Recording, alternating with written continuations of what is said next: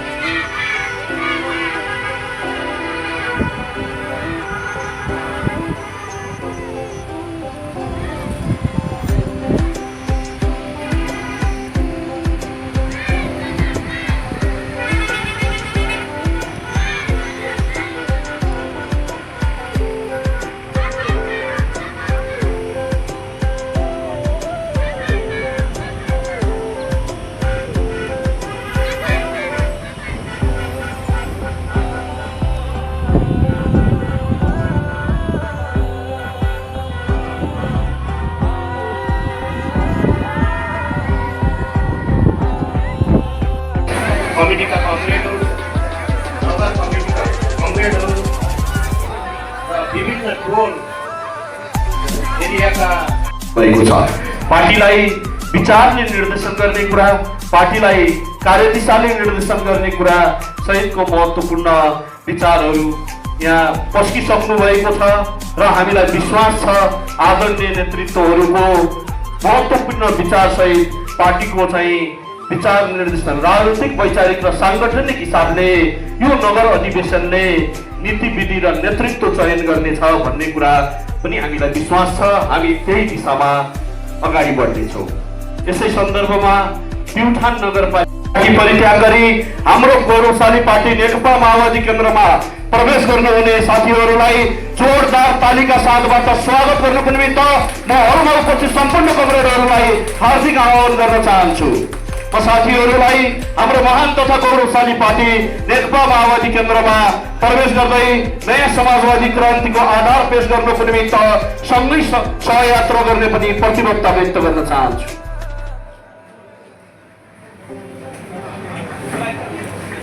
मागहरू, जनताका आवश्यकताहरू त्यहीबाट पुरा भइरहेका छन्। धेरै हामी सिंहदरबार धाउनु पर्दैन। हामी हिजो जसरी खलङ्गा जीविसमा धाउनु पर्थ्यो, आज त्यसरी धाउनु पर्दैन।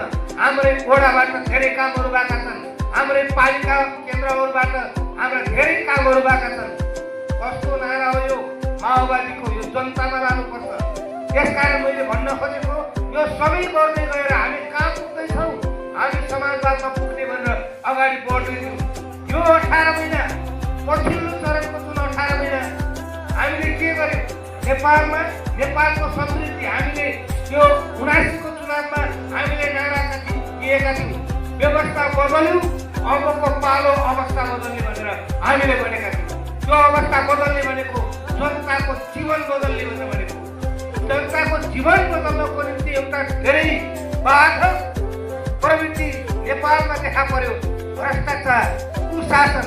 त्यसैले भ्रष्टाचारको अन्त्य गरेर, अनियमितताको अन्त्य गरेर, सुशासन कायम गरेर मात्रै समृद्धिको सम्भव छ।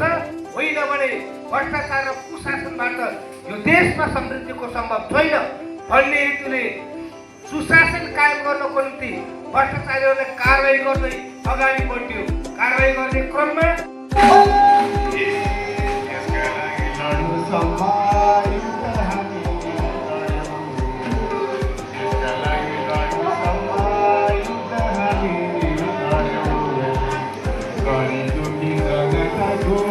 पहिलो पार्टी बन्यो, पहिलो पार्टी बन्यो।